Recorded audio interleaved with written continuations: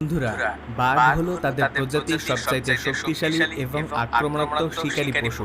তাদের গর্জন এতটাই ভয়ানক হয়ে থাকে যেটা শোনার পর যে কারোর গায়ের লোম পর্যন্ত খাড়া হয়ে যাবে। তবে গবেষকদের মতামত অনুসারে কোনো সুস্থ সবল বাঘ যখন মানুষের সামনে পড়ে তখন পাশ কাটিয়ে চলে যাওয়ার চেষ্টা করে। তবে এত কিছুর পরেও কিছু সময় এমন সব ঘটনা দেখতে পাওয়া যায় যেখানে কিছু বাঘ মানুষের উপর আক্রমণ করেছে তাদেরকে শিকার করার জন্য। তারপর দেখা যায় এমন কিছু মানুষ রয়েছে যারা বাঘের কাছে শিকার হয়ে গিয়েছে।